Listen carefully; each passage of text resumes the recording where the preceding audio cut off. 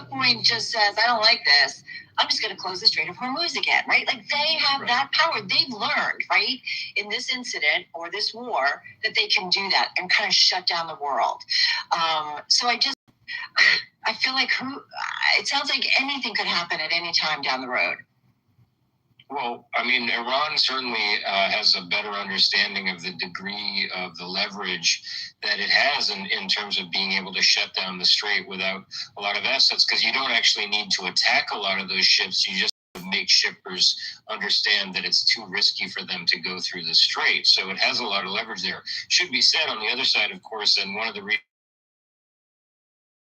in Congress, Republicans are saying, hey, this might not be so bad, is Trump can bomb them again at any time if he wants to. He has shown the willingness to attack Iran before, twice. And his supporters say, listen, if these talks drag on for too long, you've got that 60-day limit, he'll just attack them again. So you do have a situation where both sides do have some leverage. Of course, the issue for President Trump is he really wants this war to go away, especially with the midterms coming up, because it's such an unpopular conflict.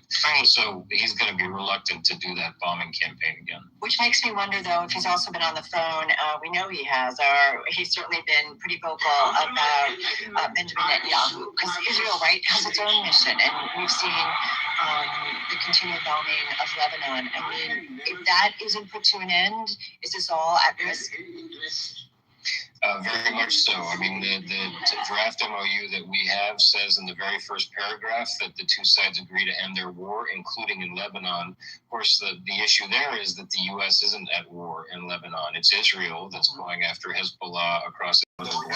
Israel is not a part of the U.S.-Iran agreement. So a lot of that will really hinge on President Trump's ability to get Benjamin Netanyahu to do what he wants. And of course, recent weeks have shown very clearly that President Trump doesn't always get his way there. That Netanyahu has shown a great willingness to go after Hezbollah, even if it makes things complicated for President Trump and upsets Iran. And that's been why, in some ways, this deal has taken so long to come about. So a lot of question marks here that we're going to need to be sorting through in the weeks ahead. Clint. Ed, who was the guy? So that was Business Week. And I'll see if I can get the name of the actual person.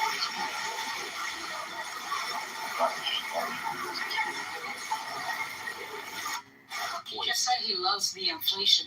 Actually, I think they got Bloomberg, and kind of looks like his name is Nick Bottom.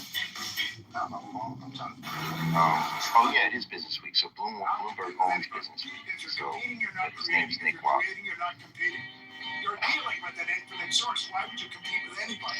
Yeah, I didn't hear it. Maybe I might have missed it. Did they go over the actual numbers, the reported numbers? They did a few of them. They didn't go into like what we didn't hear.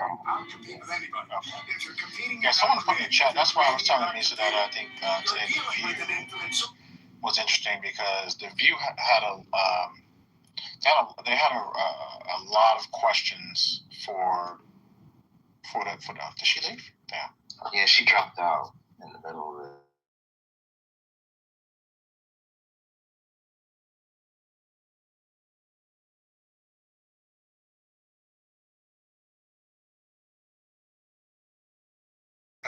She gave him some good questions as well. Oh yeah, Jessica Tarver, I saw that. Yeah, he's been getting some good questions, and I think it's important because he's deflecting on a lot of some of those questions. I think the View asked a question about the black people, about what did black people do, and I would like to, when Lisa gets back to, so she didn't know he was on the View, is to play that question, so because I thought that was a good question, and I think I'm gonna say he failed on that question. He failed on most questions. Well, I mean, I would say on that one, really. So he failed miserably to me on the Pope questions. The Pope? POPE? And yeah, POPE, right? Oh. Because Jessica told me, she asked him about that. And then I think the View to me, I think it was the View where he kind of failed on the, the leak of the Situation Room.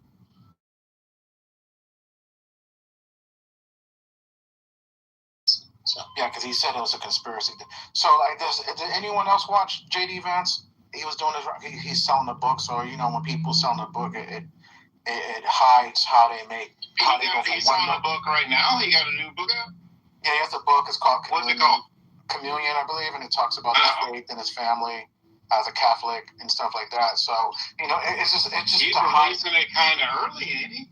And it seems like it, but I wonder if he's doing that because he feels like Rubio was getting so much momentum and he's trying to slash it. Yeah, maybe.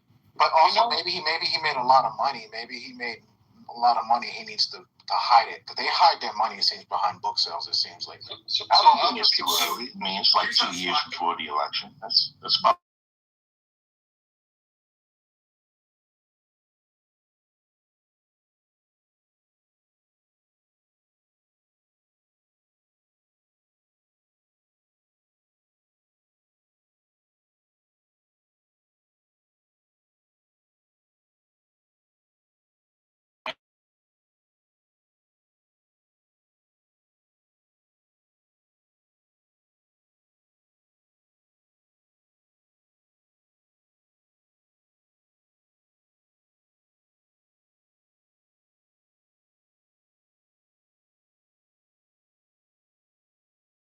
Stage, and we've heard J.D. Vance again. If Trump looks sick, like people say, his hands are swollen, would you prefer a J.D. Vance representing the country for the next couple of years until a Democrat wins, or you want to ride with Trump? Like, that's a question that people on the left should ask themselves. Should we start asking ourselves that when teach? Is that where we're going over? Well, I don't know. He ain't getting removed. They can impeach him 6 times. He ain't getting removed. Yeah, it'd be hard. And knowing Trump will say, "Come pull me out, take me out the White House." Yeah, but you're just not getting 2/3 of the Senate. So 26. Come take me out the White House. I mean, I mean, he ain't leaving regardless of what happens. He's only gonna leave in January 2029. That's it. So he don't give a shit. He's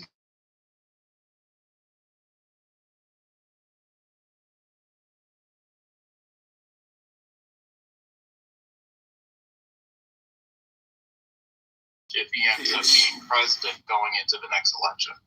It means there will be no Republican primary, pretty much, and he ends up having because that primary. I think that primary is going to be the best primary of our lifetime. What's we? Who are you talking about? I think for Americans. I mean, you're going to have a trillion options. That primary, a trillion options. You're going to have at least a full House of Democrats and a full House of Republicans.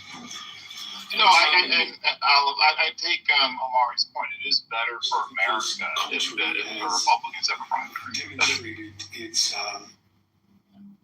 always better.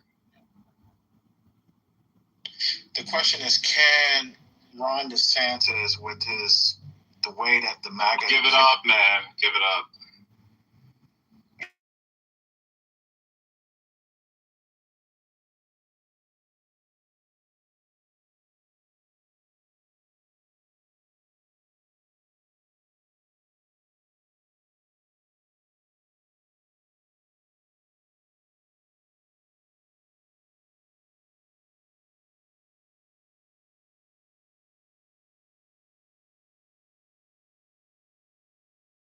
Huckabee? Nah, she ain't gonna win no states like that. Okay. She might make some noise in Iowa, but that's... And then just as a conversation, and then we'll go to Josh Hawley, or even, Hawley could make some noise. Yeah, he could make some noise potentially. Okay. Now on the left, I think you guys are all drooling over Newsom. So I think that primary is over. So Newsom and all such. You said the primary's over? Omari, honestly, don't sleep on Harris, yo. Like, she probably will win South Carolina, and that's going to be the first contest. So don't sleep. Let me also say that Omar, like, it's just like when y'all put up AOC. We're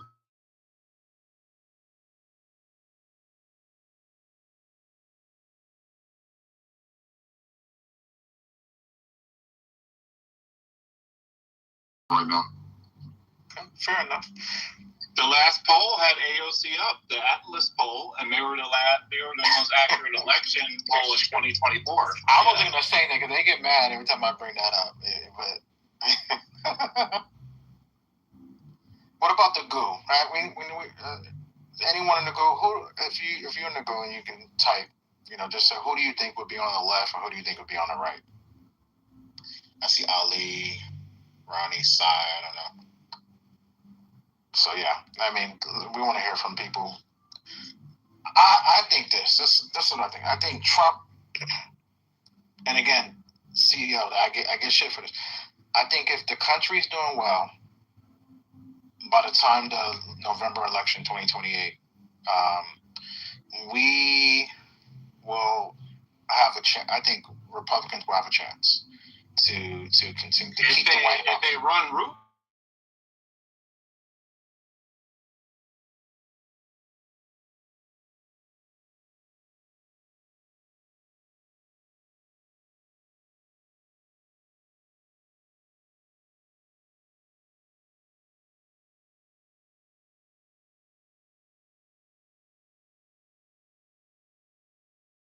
Yeah, right, media yes. team.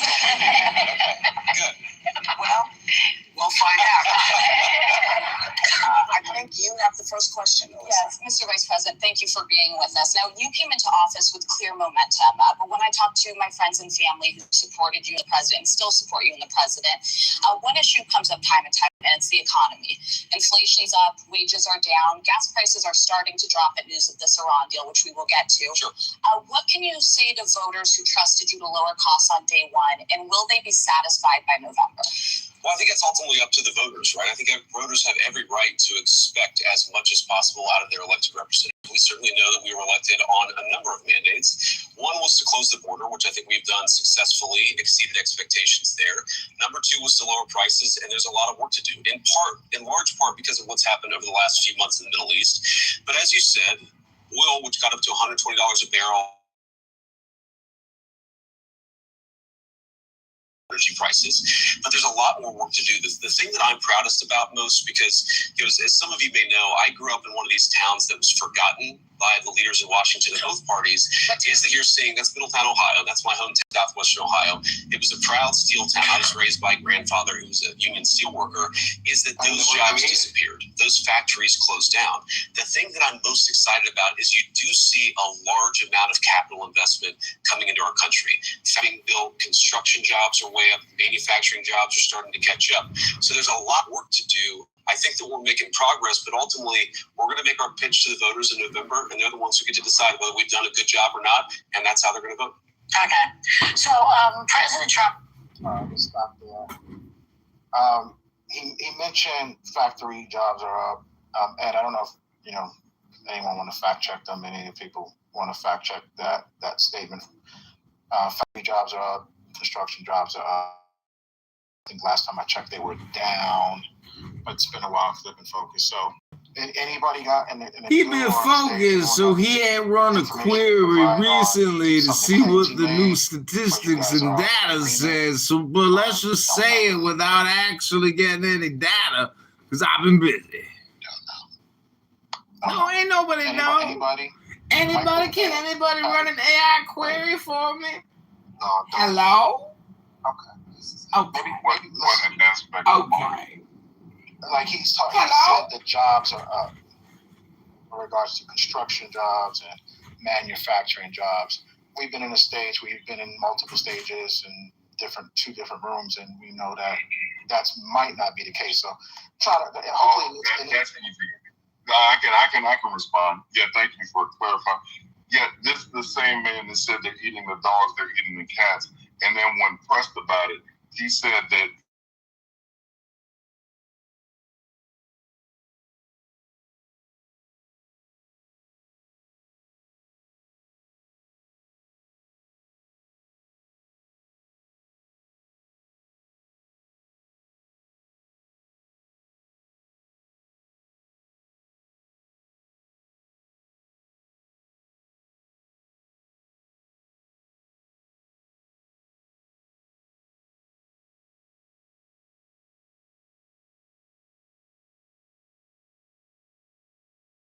what's the truth and what's not the truth when you hear certain things, and it also it provides scholarship. So here we go. So let's play the second question.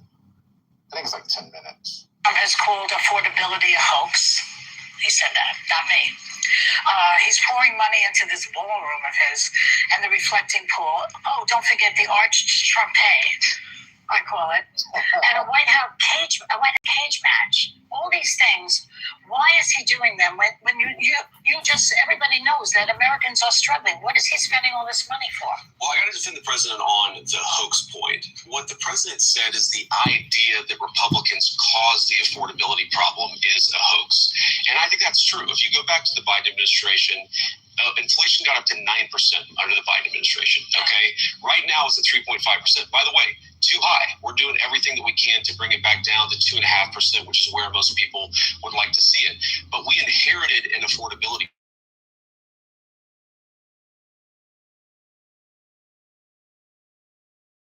Americans are struggling. In fact, he ran on that. He talked about it, and we've done some things and made some good progress on that point. He just said he loves the inflation. What he said, Anna, what he said is that he loves the fact that the inflation is going to come down when this war is over. That's what he said. That's not what he said. That wasn't a direct. Are you his interpreter or are you his vice president? Well, look, I what the president said, people were asking about the inflation. They were asking about the affordability problem, which again is very real. And what he said is, I love the inflation because it's going to come down when the war is over. And now, again, we already see gas prices today, $4.06 a gallon, too high, but way down from where they were just a couple of weeks ago. So there's a lot we got to do, but I think that we're doing as much as we can. We're going to keep on working at it. And again, the American people are going to make their verdict, but I think that we have a very credible case to run on, that we brought a lot of new investment. We're building the factories. That is going to pay serious dividends.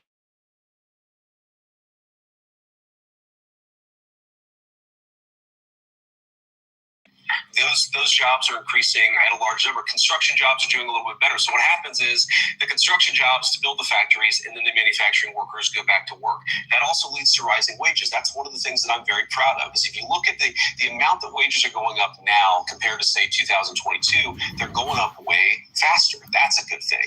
And the affordability problem, again, gas, way too high right now. Certain things way too high. Rents have been either flat or down for 12 months now. Really? So there are things that are showing signs of life, things that are showing signs of progress.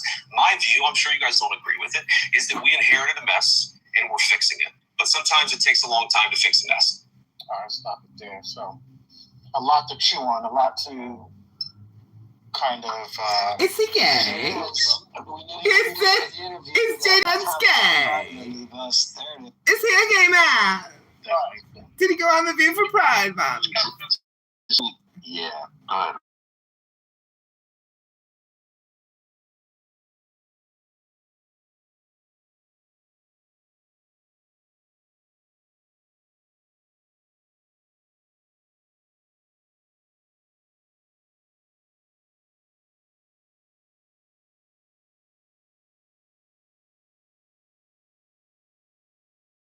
So evident. JD Vance created this problem? Agreed. I think, was it Alep or Moose that was gonna jump in? No, I kind of said it. I just was shocked that he would just outright blatantly lie. About Trump saying he liked inflation. Because he said he liked inflation as a means to counter people talking about the war, and the economy. That was a great catch. Yeah, that part, I was actually had that at a note. Yeah, he that was a lie, and that's when Anna busted him. It's like, are you his spokesperson or you are his vice president?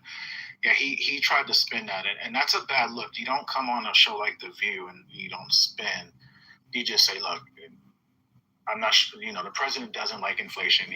I would have said, if I was on The View, the president has been trying to get the Feds to lower inflation for months now, and we couldn't get.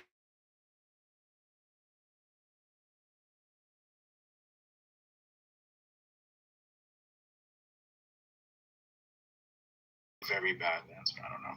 Anybody in the go? Would they?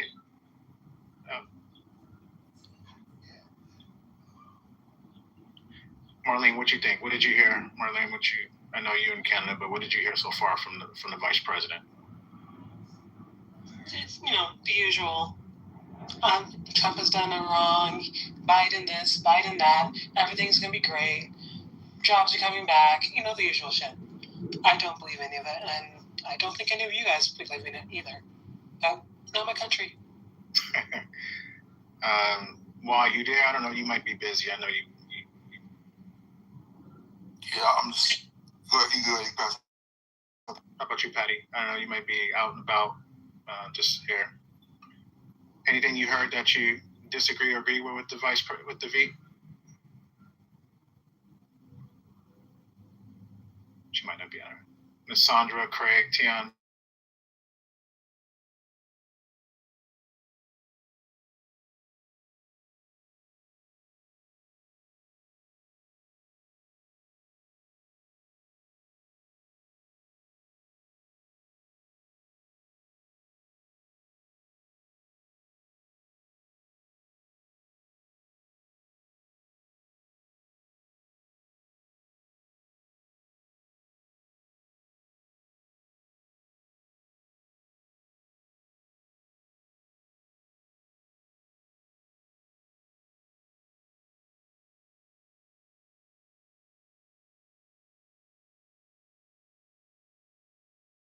Still talking about the economy. I haven't heard this, so this is my first time hearing it with you guys, so I apologize. Sunny.